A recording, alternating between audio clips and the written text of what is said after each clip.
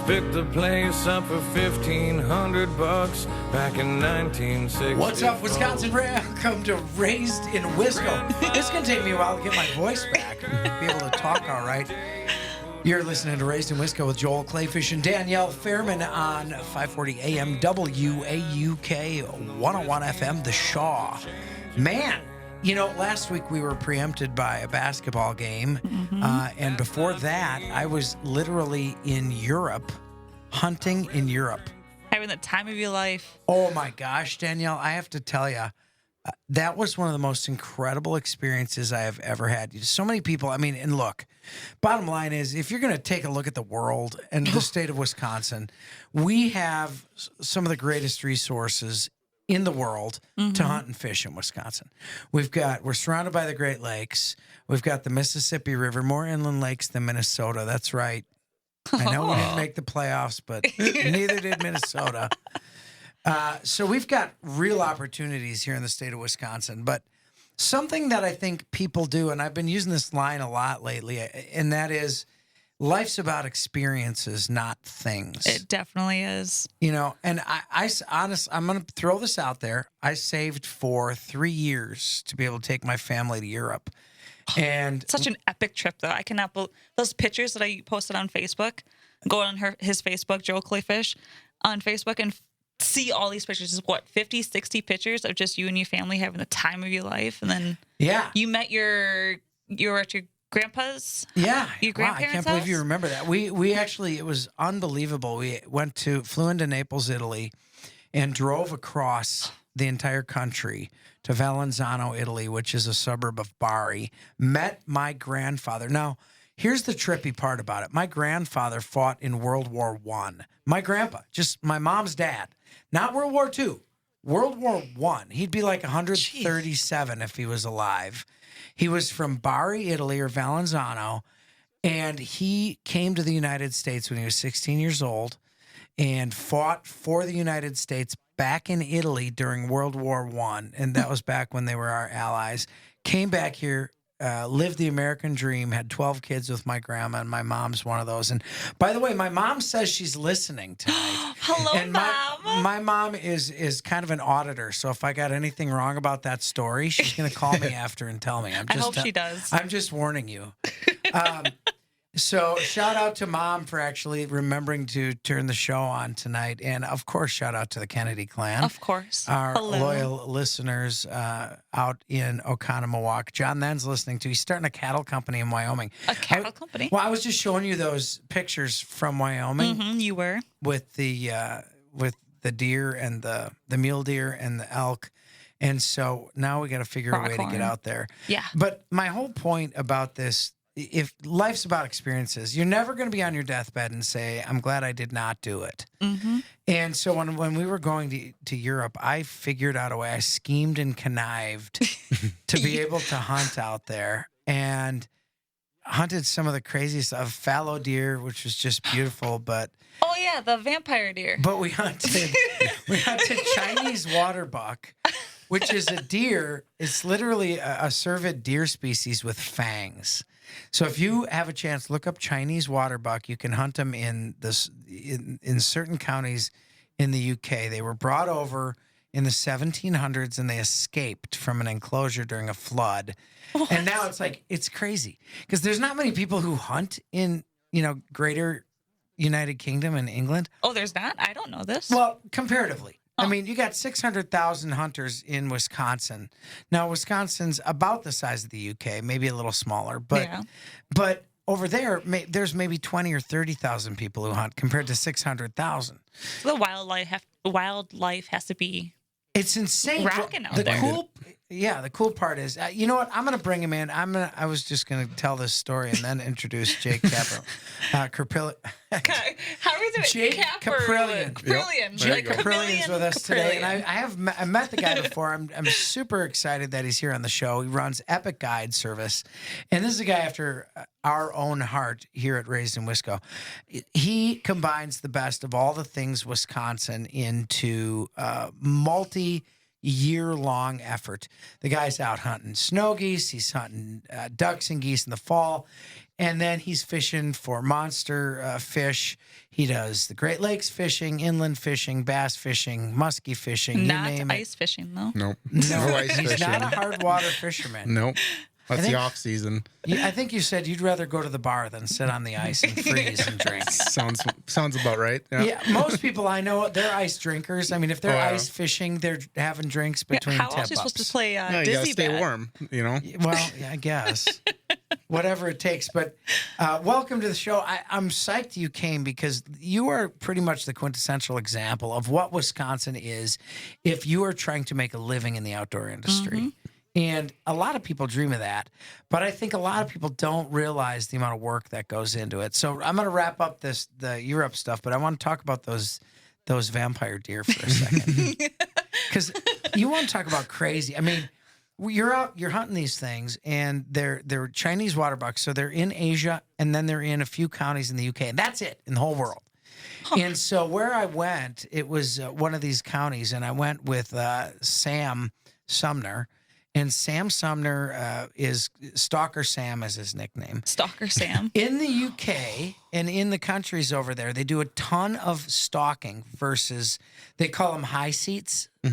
Stand, sitting in a stand, as they call it high seat. Huh. They don't sit a Makes lot in sense. high seats or in tree stands because for some reason, since there are fewer hunters, the animals there they don't all automatically feel like they're prey.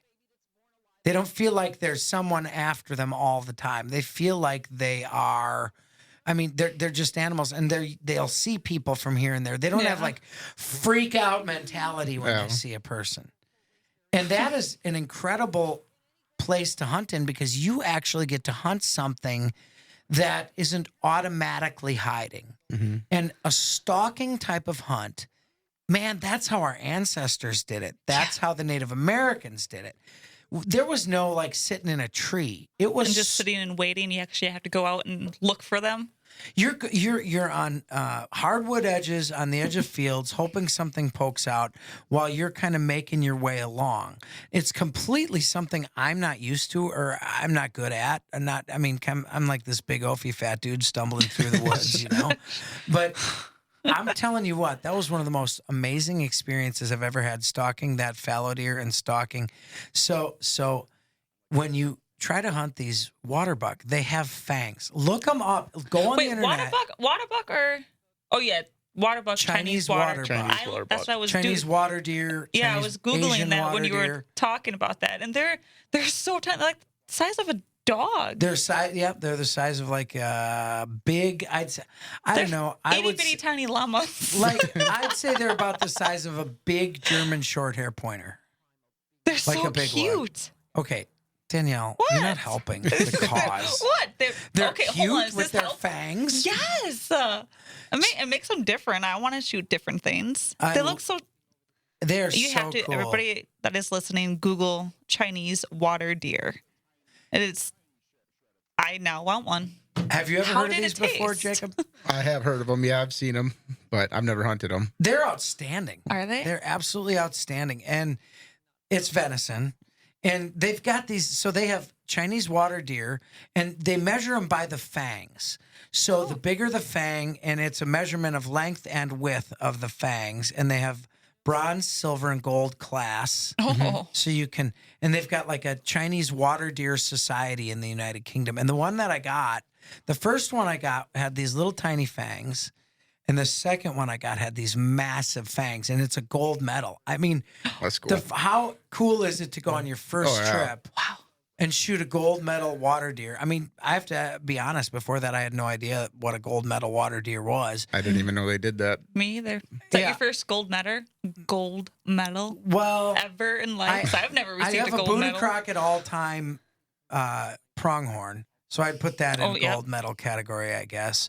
But as far as like trophies, see, and people have this argument, and Jake, I want to hear your opinion of this too.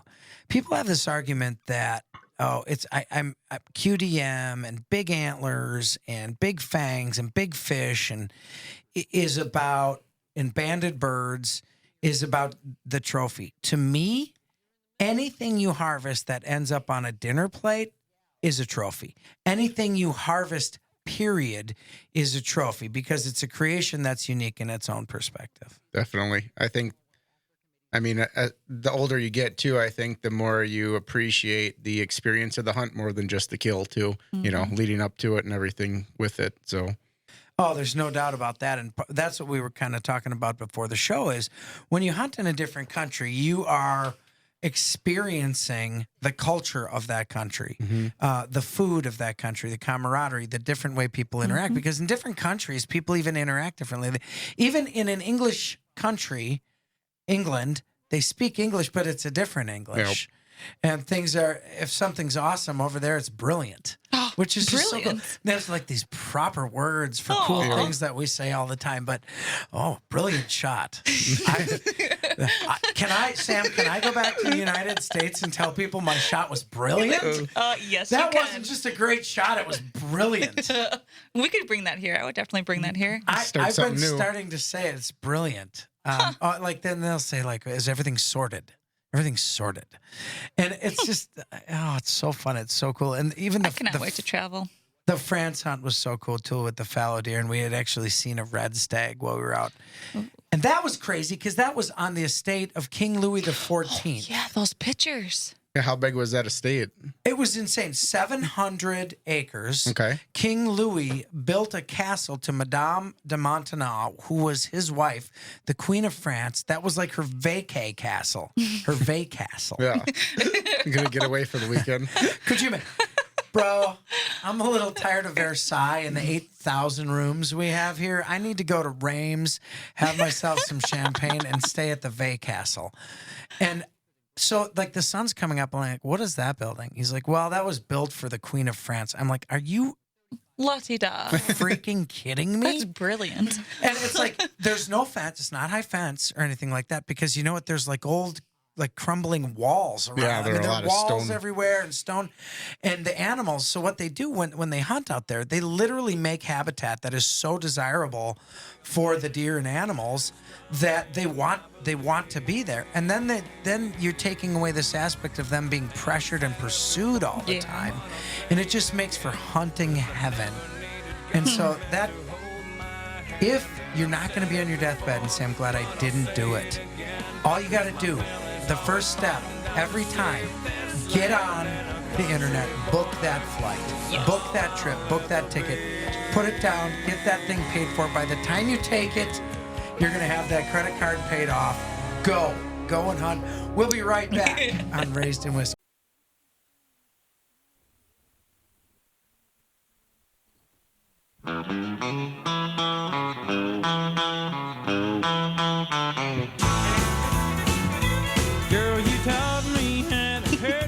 Welcome back, Wisconsin. You're listening to Raised in Wisco with Joel Clayfish and Danielle Fairman on 540 AM, WAUK 101 FM, The Shaw, right in the Fishbowl, downtown Waukesha, 217 Wisconsin Avenue. Swing by and say hey to Danielle and me. We are, hello. I've lived a lot of my life in a fishbowl, so In a fishbowl? well, metaphorically. Yeah. Oh, really? Although You didn't actually live in a fishbowl? Well, I am a clay fish. Oh my gosh. You didn't even think of that, did you? Really? I can't help it. I mean, there are very few. You're such a dad joke. That was such a dad joke. You know how you catch a clayfish? Oh my gosh. When you're ice fishing, you put a chicken wing down the hole. Oh yeah? Yeah, sure. With her Wisconsin accent, she says, "Oh yeah, oh yeah." Jacob Kaprelian, Epic Guide Service, is joining us. He probably just thinks he's like, "What have I gotten myself into here?" Oh wait, you got to give everybody the phone numbers so they can call. And he has buddies that want to call and give him crap. Do you have buddies listening? If give us a call at- Kaprelian's buddies are out there listening, 844-967-2789. And you can find us on Facebook Live on WAUK Facebook. You might regret saying that. 844-967-2789. Kaprelian's buddies, call in and give them the business while we're on the air. What are you doing right now? Because right now, Wisconsin's last hunting season, turkey hunting, just ended on the 8th. Sunday. On Sunday. So we've got the only thing open right now, I think Crow is open. Yeah, I'm not doing anything right now. And I'm catching up on life. Yeah, because you hit it hard once the hunting. When does the hunting season start for you? Spring snow goose? Yeah, my spring snow goose hunts, I start February 1st. So I leave, maybe a week or so ahead of time before that and pretty much run that through and come home and start fishing and fish all summer, pretty much 7 days a week. And that runs right into duck season, and duck season runs through, the beginning of December. And this is I get about maybe a month and a half, off time or downtime between seasons. And that's kind of where we're at right now. So family time and catch up on, business life and everything else. And, working on equipment basically nonstop. So is this all you do? I mean, for income, you do outdoor 24/7 for your income. That's fantastic. That's brilliant. That's brilliant. It's starting. Kaprelian. Wow. Brilliant. This is such a great episode. Those are good dad Danielle, jokes. were you drinking before the show? I'm just a happy person. Okay, good. Well, it's nice to see. It's good to see. Danielle made these awesome hats. If you check us out on Facebook, you'll see she made these Raisin Wisco hats on camouflage. And they are, you could use them hunting, too, because, the logo on the front isn't all bright and stuff, I tried. They're really cool. I really you. like it. Thank you. No, thank you for making them. That's awesome. I was going to give it to you before Christmas, I but thought you were the gone. station owner might have made these for us, but... But I will wait from him to get our Raised in Wisco sweat hoodies and other bling. I could go for one, a nice vest. Yeah, that would be sweet. Yeah. So, Jacob, where do you hunt? Where are you hunting snows mainly? We hunt Arkansas most of the time. So that's the only hunts that I do that are out of state right now. Obviously, Wisconsin has no snow goose population, so... I see an occasional snow goose. Every once in a while, you hear that. There may be Loud. a dozen that are shot. Not every. We actually this year I got on the Mississippi River too, and we had a lot of specklebellies coming through this year. I love. They're the best eating. They are They're the best fantastic. wild game eating I've ever had. Ever? Yeah, they are good. Well, All of them? kudu's pretty amazing. Oh, so that gator was pretty amazing. Gator's fantastic. I don't know. Food's my favorite dish, so I can't decide. So when you're heading out here, okay, I'm going to say something that's going to shock people. I've never killed a snow goose. What? I'm telling you. You kill everything else. I have Harvest everything else. never, ever really targeted snow geese. Yeah. And I you're know a a guy. guide. Yeah, I know. I know guys. I know a guy. But This one. it's really a hit or miss type of hunt, isn't it? It can be. I mean, the reason that I switched down to just hunting Arkansas now is, I actually started guiding snow geese. That's the first thing I ever started guiding is snow geese. I started, helping other people out at probably 18 years old. Went off on my own a few years after that. And, we used to hunt Missouri, Iowa, South Dakota, North Dakota, stuff like that. I was gonna say, North Dakota is probably where I would think the snow goose population would be. Yeah, but More majority. Instead of hunting migrators, trying to cut them off and stay with them, we hunt them now where they winter. So the geese winter down in Arkansas. That's true. And you have a bigger population of. So you're hunting local populations almost. Like we kill so many Canadas Correct. here because we're hunting local populations. I mean, they don't live there year round, but they're wintering there, obviously. So it's, we hunt feed fields every day. I hunted migrator spreads, for many, many years, and that's just not my style. It's tough. It's hit or miss. It so is. much. I mean, you're picking a date on a calendar, on a spot on a map, and hoping that the birds or the game is there. Which 99% of the time, hunting doesn't work that way. Yeah. We've switched to chasing feeds every day. So we hunt a new field every single day. So then we've had our best success, doing that. So, we did shorten our season up a lot more now that. We're doing that. We only run about a month now down there, instead of, 2.5, 3 months chasing them all the way to, North Dakota. But, it's definitely improved our success throughout the years of doing it that way. So. And we're heading up against a break already, but we're going to talk about that when you get back, because I think one of the toughest things about being a guide or an outfitter is the pressure there is to succeed.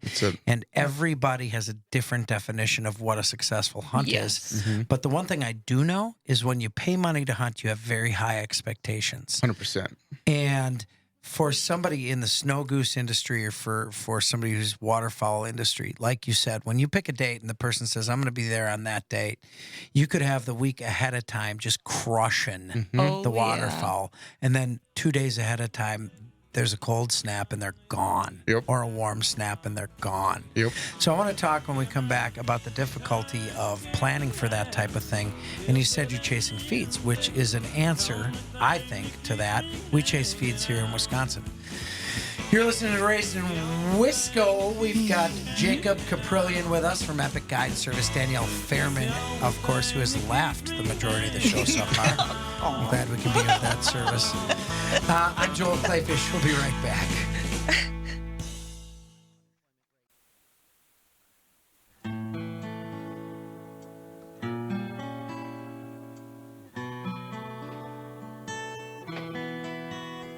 Blame it all on my roots. I showed up in boots and Sing it, ruined your Danielle. black tie affair. Okay, maybe. This is what happened when Maybe you were not. gone too. Either sing or laugh. What's up, Wisconsin? Welcome back to Raised in Wisconsin, 540 AM, WAUK 101 FM, The Shaw. Jacob Kaprelian from Epic Guide Service is here with us today. And man, there's so much to talk about. We just end up talking right through the commercial breaks and coming back. But you're talking about, when we went into the break, I said, I want to talk about some of the pressure on a guide, which is one of the reasons you said you're chasing feeds. Explain to people what chasing feeds means versus out there with, 700,000 decoys trying to catch migrators as they go from place to place. Chasing feeds is probably a stupid idea, to be honest with you. It's 10 times the amount of work as setting a migrator spread. But I mean, like you said, the pressure of performing every single day after a 3-day hunt, your next group comes in, those guys go out, they're tired, and you got to put a happy game face on for the next group. And they expect 110% every single day. And that's kind of why we switched over to that, is just, you can only do so much. You can put yourself in the right situation, in the right area. But wildlife's wildlife. And I have people ask me, do you guarantee this? Do you guarantee that? I don't guarantee nothing. That's just the way it is. And if they're looking for something guaranteed, I tell them to go with somebody else. I said, I'll promise you I'll work the hardest and, put everything in our field that we can. But if your clients don't understand them, you don't want them as your clients anyways. So, and they book like months in advance too, right? Yeah, most So guys it's like, book a year in advance or so. You book, then all of a sudden, I hope it's this weather next year. But as it shows right now, there's no snow on the ground. Yeah, so but you hope weather it's changes. a certain weather. You hope that the birds are in their migration path or they haven't left. Because you're hunting the birds where they winter. Correct. So you're hoping they're still there. Yep. Yeah. There's time. My clients, I don't tell them to book hotels until, or, VRBOs or whatnot, until I'm down there and get everything situated that I know things are on track. I also talk to all my local farmers, in the off season and stuff. So I kind of got a good idea of what's going on before I even get down there. There's times where I might call them and say, hey, we're going here instead. And that's snow goose hunting. If you've ever hunted snow geese, you know that they're here today, gone tomorrow. But like you said, where we hunt, they're wintering down there. There's plenty of food. There's plenty of water. And those birds are, especially the younger birds that aren't sexually mature yet, they're going to stay around for as long as they can. So they're not in a hurry to get north. And when you say you're chasing feeds, you want to hunt the X. Correct. Yep. Migrator spreads and the way a lot of people hunt, just to fill you in a little bit, the way a lot of people hunt snow geese is they're on a migration pattern where they know the birds are going to be flying at 30,000 feet and hopefully see this massive spread of decoys and are entertained by it and come down to feed. Yep. You're scouting feeds. Correct. I would say that's 90% of how successful hunters in Wisconsin hunt Canada geese. 100%. That's what we do. We want to hunt the X. So you scout and scout and scout. You put the miles on, and when you find a field with a ton of geese in it, you pull up the old Onyx and you go knock on the door and ask the farmer for permission to hunt it. And that's the kind of thing you're doing. Do you ever get any jerks? You ever get some people who are jerks? And just no matter how hard you work, that's not good enough? Most of those, like as clients or as landowners? Well, So you do have them as clients. Landowners have every right to be a jerk with their own property. So let's go with the clients. Okay. Yeah. I mean, I do. And normally it's a newer group. My clients, I'd say 90% of my clients are repeat, maybe more. I mean, most of them have become good friends throughout the years. Well, that says a lot about you, and that says a lot about your outfit. Yeah. Yeah, and I mean, which is great. It's fun seeing everyone year after year. But like I said, normally if you get people that are going to complain or whatnot, it's going to be newer guys with unrealistic expectations. I pretty much try to set things straight from the beginning. Like I said earlier, there's no guarantees in hunting, but you can do everything possible and get everything right. And at the end of the day, it's up to the birds what they want to do. But most of those guys, they can see whether you're hunting hard, if you're lazy, if you're moving stuff around, changing stuff up, and it shows in your work ethic. And like most of those guys are, like I said, you don't want them as your clients anyways. So they can go with someone else as far as I'm concerned. And most of the people who are coming, I mean, they're out for the camaraderie of it. A lot of people. So this struck me over the break. I thought of this. You get a lot of people who are seasoned hunters, and then a lot of times those people bring people who may have never hunted before in their life. Yep. So do you have to be real careful about safety in those scenarios? Yep. I mean, if anyone, we kind of go through, morning safety checks, I guess, if you would call it that way. We always double check everything. There's times I'm telling people, hey, your safety's off, or, whatever. If you're going to get up, you got to take a shell out of your chamber. We always stovepipe one. If, just everyone can see your guns visible. We have dogs. My number one rule is if you shoot my dog, I shoot you. And then people laugh, and then I go, no, I'm serious. you don't shoot Jacob's dog. No, the dogs are, you don't do that. They're worth their weight in gold out there. Oh man. Yeah. They saved my butt. So, but no, safety is a big, knock on wood, and, been thankful that we've never had any incidents that, have ever injured someone or anything like that. But, when you're working around firearms on a daily basis, it's definitely a possibility, and we take it very serious. There's times where, I've had some pretty heart-to-heart conversations with some people that are a lot more powerful than me, and almost put them on a timeout before, and they, and they don't like that. But hey, it's my boat, or it's my field, or whatever, and it is what it is, and I'm not going to jeopardize someone else's safety for that. So that's good. And you're guiding the snow geese, and then you're guiding fishing, and then duck hunts in Wisconsin also. So why don't you do duck hunts in Arkansas, like the flooded timbers and stuff? Because I've always wanted to do that. Yeah, I don't know. I grew up hunting the Mississippi River, and he's got a pattern that's working. He's got a plan. That's working so far. I just would love to do flooded timber. No, flooded timber's fun. Well, I didn't ask you, obviously, but like the girls that want to go on trips with and everything, nobody has any inkling to do that whatsoever. I think that'd be cool. It is. I've done it several times. It's very hard to hit correct, though. You gotta, it's tough. It's very fun and unique and completely different than the style that we hunt. Obviously. Yeah, you just got a handful of decoys in the middle of and you're hoping whatever ducks come over see those decoys and dump through the trees in front of you. Yeah, it's pretty unique, but it's fun. Yeah, but the Mississippi River is a great place to hunt ducks, and we specialize in shooting canvasbacks out there, and a lot of people are coming to hunt with me to shoot canvasbacks, and the amount of canvasbacks that we hold is pretty incredible. So I'm down for that. Yeah, that sounds awesome too. That really does. And when you're out there, what's that feeling you get when you get that first time hunter, or the person who's never shot a canvasback, or if they've never shot a snow before, they've never caught a big fish before, and they're with you? Because that's one of the things that I don't think people understand about guiding or outfitting. You get to see a lot of firsts. Mm-hmm.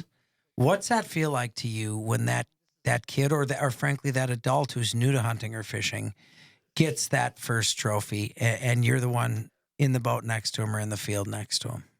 I get asked a lot, because when we hunt on the Mississippi River, we're not allowed to shoot. I can't carry a gun. I can't shoot as a guide.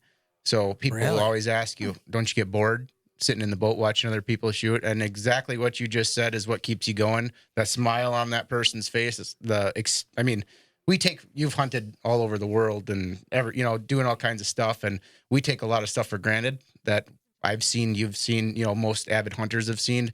And, getting to show people that, whether it's fishing, hunting, snow goose hunting, whatever. I mean, that's kind of what, if you don't get excited about that, you shouldn't be a guide. I mean, that's just the way in my opinion, that's what keeps me going, is watching a kid smile or a grown man smile like a kid, catching a 30-inch walleye or shooting their first, I've had people that have hunted all over the world that have never killed a canvasback before that are, 50, 60 years old. And here they come, they shoot their first canvasback. And I mean, That's awesome. It's like shooting. I've never shot a canvasback. So yeah, I Neither mean, have I. think of the smile on your face when you kill your first big bull canvasback that you get to put on your wall. They're just beautiful. But yeah, that's kind of the driving thing that keeps you going and makes you get up. That is a conundrum for me, because one of the reasons I travel, I love traveling to hunt. Whether that's in the United States or in another country, I love to travel to hunt because I consider the experience as important as the hunt and as enjoyable as the hunt. But I don't usually travel to hunt waterfowl because we have such good waterfowl hunting here in Wisconsin. And I love shooting those green beans, and I love shooting the long necks, like Cheeto feet and Tostito feet. And Green beans. I just love hunting Wisconsin, and I get so much waterfowl hunting here that I feel like to travel to do it, if I'm going to spend money and travel somewhere, I'm going to hunt a species I can't hunt here.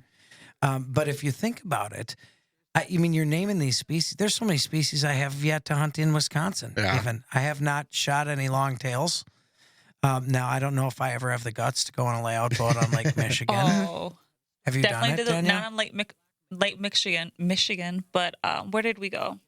Up by Green Bay area. We hunted out layout boats. Yeah. That was definitely an experience. You're right there. Oh, yeah. Is it scary? That water, when those high enough waves, they come in there. You gotta you gotta time it right to shoot the duck and not the wave. Yep. And then all I think about is I'm wearing my waders because all the water is coming in, and if I tip, I'm gone. I am definitely gone. Everybody says like, oh, well, Joel, you hunt alligators. Why would that scare you? Nothing frightens me more than a cold, watery death. Yeah. And I was a lifeguard. I can swim like a son of a gun. I can't. It's not the swimming. It's the freezing. Oh yeah. It is the hypothermia and dying within 15 minutes if you're in that water. I've got friends. Todd Schaller, the former DNR warden, who is a very DNR chief warden, who's a very dear friend of mine. He's always like, "Man, I got to get you out there." And I don't know what it is, but I am just deathly afraid to get in a layout boat. It's a unique experience. It's fun though. But you can hunt those from shore. You can hunt those from shore. Yeah, on certain areas. You're not going to have as much success, I'm sure. Yeah. But For the waterfall association, isn't there 44 different types of waterfall? 41. 41. North American waterfowl Yeah. species. I In have that- Wisconsin. No, No. North America. Oh, North America. Gotcha. Yeah, I have that pinned up in my spare room. Yep. I'm initialing every single one I get, if it's a hen or if it's a drake or not. How many have you crossed off? About 14. Wow, that's pretty 15? good. That might Yeah. be more than me. Yeah. That might be. Hopefully get out to New York and shoot grants. Yeah, that'd be pretty cool. That's what in Osquaw with Mike Keller. So I'd like to shoot it. Yeah, gonna be doing that soon. Well, Keller's one of the people that that bugs me about going, but I have to be. He's an old Marine. I mean, he once a Marine, always a Marine, and I'm afraid I'd be out there and I'd be like, I'm freezing. Man I'm up. scared. I'm scared. I would do that. I'm scared, Mike. And then he'd put on his his chevron face and be yelling at me, "Button up, soldier! We're in for a ride." And it became over with Mike Keller. That's what scares me about. But man, he is unbelievably successful, though. Some of the beautiful ducks they shoot. What's your favorite thing to hunt, Jacob? Probably elk. Elk. Yeah. Something did you you get an don't elk? guide. Yeah. We go to Idaho. Nice. Have you been successful with a bull elk? I have, yes. Yeah. 1, 2. I've killed one in 3 years. Wow, that's actually very good odds for a big bull, 5x5, 6x6. It was a 6x6 broke off, so it was a 5x5. But yeah, it was a mature bull. But yeah, we do archery hunts out there. That's my. Ooh, archery. That's an That'd be over-the-counter nice. tag, isn't it? Mm-hmm. Yeah, that's tough. It is very tough, but that's my one time to. I don't get to do too many hunting trips, for fun anymore with my buddies. Since I guide so much, but that's one of my favorite trips of the year. Do you think I am physically fit enough to do that trip? Not right now, no. What? That didn't even take. That wasn't even like. That was like 2 seconds. Absolutely. Would I you thought he think was I'm gonna. physically fit to I it? thought he was going to What say. is going- I'm not Even even physically- Calvin's laughing at me. in there. Calvin, do you deny Are my you physical physically fit for that prowess right and now? fitness? Okay, wait. I don't know. I'm not saying I could do it either. Yeah. He Well, said he's not even physically fit for it yet, or fit for it. You gotta- I thought he was train going to for it. say absolutely. Dude, I feel like you just Absolutely challenge. not. He like white glove All right, challenge. we got to me go right to the now. break. 10 seconds. Obviously, Kaprelian thinks I'm fat. We'll be back.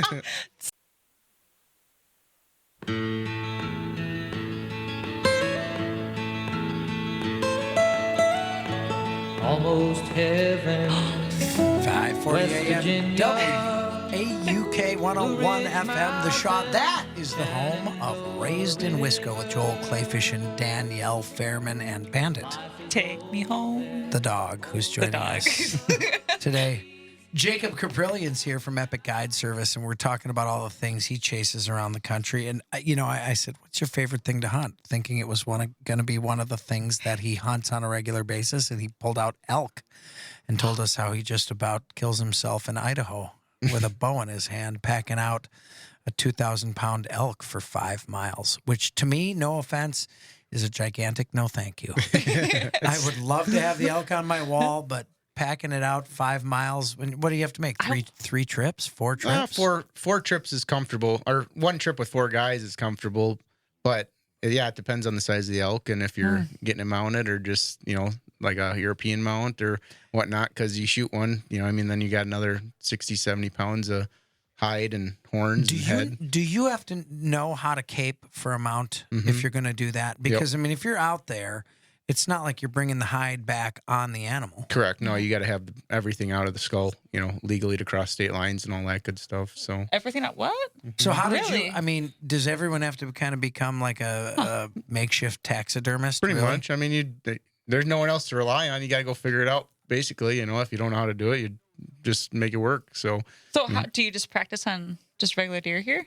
On bucks here? well, How do you? I never really I feel practiced. like I just I You would just did have. it for the first time on Why the big would elk. you do it? You just like cut up right up the chin and just like you peel back. start back, and normally you keep in a little bit of extra, and then you just work your way out. The hardest part are the eyes and the teeth and nose and all that and you good just stuff. take it off But like a if shirt. you don't do a good job, then your taxidermist will yell at you anyway. So they can fix a lot. A good taxidermist can make pretty much there's anything no look doubt good. about that. Kyle has fixed some Yeah. blemishes that I've brought him before over at Northwoods Taxidermy. One time he asked me if I was having like a sword fight with one of the. Did you have a sword Edward fight Scissorhands? before you cape this baby out? I don't think people understand when you do that kind of hunt, when you're off on your own in the mountains, in the middle of nowhere. You shoot this animal toward dark or toward dusk, and you've got 4 or 5 hours of butchering, gutting and quartering and caping ahead of you. And there are wolves, Yeah. Yep. bears Oh man. around you, predators around Mountain you, lions. mountain lions who can all smell that. And you're sitting by yourself 5 miles in the dark, Oh, in the cold, in the snow. makes you feel alive. What about getting lost? I feel like I would get lost more than I would the have eaten GPS alive. stuff is much better these days. But, Onyx is hard to screw up. but I'm telling you, man, what you get it? What if your phone's dead? Yeah, I was gonna Yeah, say my I phone carry an dies extra. every single day. I carry Yeah. a solar pack with me, but yeah, you never know. But have you ever had to camp out there overnight? Have you ever had to say, "All right, I'm sleeping under a tree"? No, you make it back in the dark. We've always made it back, yeah. Dang. See, I don't think people understand the tumultuous nature of once you kill something. Yeah, that's when the work And begins. if you're a responsible, ethical hunter, you're going to take care of that meat and take Oh, care yeah. of that game before you get back. So that's very important. You know, I have to talk. We talked a little bit earlier about the experience of somebody who gets their first animal or their first big fish or something like that. And I want to tell you, Robin Kennedy, who is a good friend of yours, Danielle, I took her Yes, she is. son, Aiden, turkey hunting. He's never, ever killed an animal. In fact, he never fired a gun before we took him turkey hunting. And so he's a mentored hunter, took him on a mentored hunt, took him out 3 times, saw turkeys each time. They didn't want anything to do with us. Fall hunt, so it's tougher to get him into decoys and stuff. And so finally I take him out, and we're sitting there, and I watched these to the roost the night before. We set up, we got our decoys out, they start flying out. And I'm talking like 80, 90, 100 turkeys flying, and they all flew over our heads. That's And like pretty sweet. I love past when the they do that. decoys to like 400 yards out in the middle of the field. The day before, they flew out right to where we were. They walked in right where we were. And then, of course, when we're hunting them, they flew over my head 300 yards to the middle of the field. And I'm like, they were onto us. I don't know if they didn't like the blind. I didn't know if they heard crunching walking in to set up. We were in an hour and a half early. So Awesome. I did everything I could to to try to get this young man, a turkey. And so I am absolutely deflated. We're facing forward, facing the roost. I had watched where they walked out, walked in, the whole schmear. The kid's, I keep saying the kid, he's a young adult. He's with me every day, every hunt. We're out there, an hour and a half before dawn, putting in the effort, putting the decoys out, getting ready on the pattern, on everything. And these things fly over our head. I'm watching out the little side crack of the blind.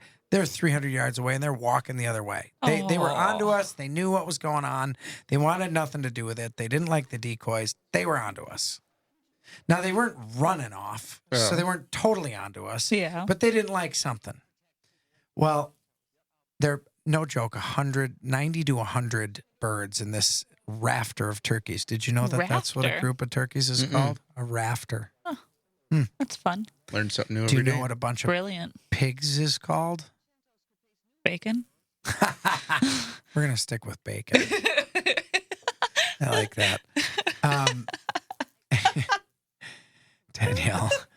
So all of a sudden I'm sitting there and I hear, What? Wait. What are the pigs called?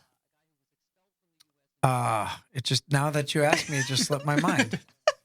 I'll think it'll come to me while we're talking. It will. A group of pigs is called starts with an S, I think. I don't remember. But so we're facing the roost. They fly over my head, and all of a sudden I hear, it's like a chirping, and I turn around, and there's a little 1-inch hole in the back of the blind, and I put my eye through it, and there's one bird out of the 100, one came in to challenge the decoys. So now we're facing the opposite way. I got to get Aiden turned around and then try to unzip this without this turkey splitting on us. And the decoys were 10 feet away from us. Oh, Lordy. And this bird just stayed there until I zipped the hole out. I said, get the pin on it. I had a red light. I said, get the red light, lower neck, squeeze it till it surprises you. I'm going to take your safety off now. Are you ready? And I'm looking at him, and he's just like, all the excitement. Is there. Uh-huh. I said, just as soon as you're ready, you slowly pull the trigger till it surprises you. Boom. Flattens it. We make turkey pot pies. Yay! For the kind of, he gets his first bird. I'm telling you what, it changed this kid. Fundamentally changed him. I believe it. Changed his life. And do you ever notice, either one of you, when you take your first hunter, when they kill something, they don't jump up and down or scream. They look right at you. Yeah. Because they want you to tell them it actually happened. They're in It's the disbelief. most exciting feeling in the world. It is. And that's what we bring you on Raised in Wisco. Jacob Kaprelian, Danielle Fairman, co-host, good friend. Awesome to have you along. You've been listening to Raised in Wisco with Joel Clayfish and Danielle Fairman. Check us out on our podcast, WAUK. We'll be back next week.